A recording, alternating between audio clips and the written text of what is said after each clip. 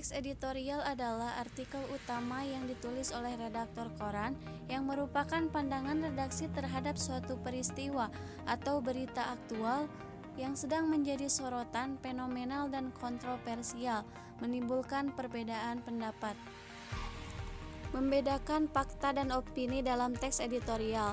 Yang pertama, pilah berbagai kalimat yang mengandung kritik, penilaian, prediksi, harapan, dan saran.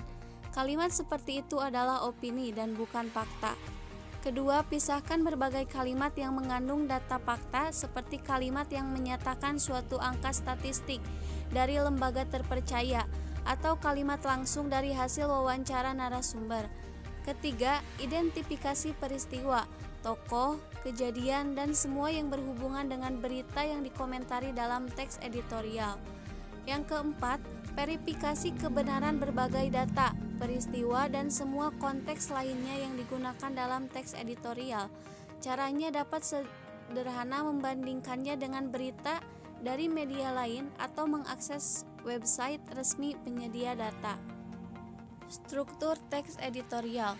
Pertama, pengenalan isu. Pengenalan isu merupakan bagian pendahuluan teks editorial. Fungsinya adalah mengenalkan isu atau permasalahan yang akan dibahas dalam bagian berikutnya. Pada bagian pengenalan isu disajikan peristiwa, persoalan aktual, fenomenal, dan kontroversial. Yang kedua, penyampaian argumen atau pendapat. Bagian ini merupakan bagian pembahasan yang berupa tanggapan redaksi terhadap isu yang sudah diperkenalkan sebelumnya. Yang ketiga adalah penegasan. Penegasan dalam teks editorial berupa simpulan, saran, dan rekomendasi. Di dalamnya juga terselip harapan redaksi kepada pihak terkait dalam menghadapi atau menganalisis persoalan yang terjadi di dalam isu tersebut. Saran atau rekomendasi yang baik. Yang pertama, benar-benar dapat menjadi solusi bagi penerima saran untuk memecahkan masalahnya.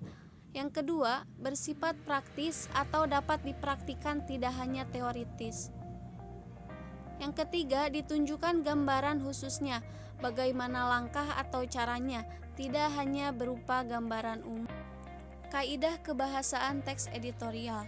Pertama, penggunaan kalimat retoris adalah kalimat yang pertanyaan yang tidak diajukan untuk mendapatkan jawaban.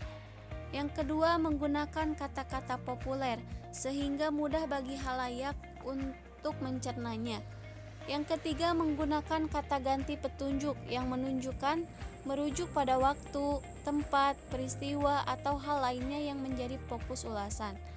Yang keempat, banyaknya penggunaan konjungsi kausalitas seperti sebab, karena, oleh sebab itu, oleh karena itu. Tahapan menulis teks editorial. Yang pertama, pencarian ide atau topik. Yang kedua, seleksi dan penetapan topik. Yang ketiga, pembobotan substansi materi dan penetapan tesis. Yang keempat, proses pelaksanaan penulisan.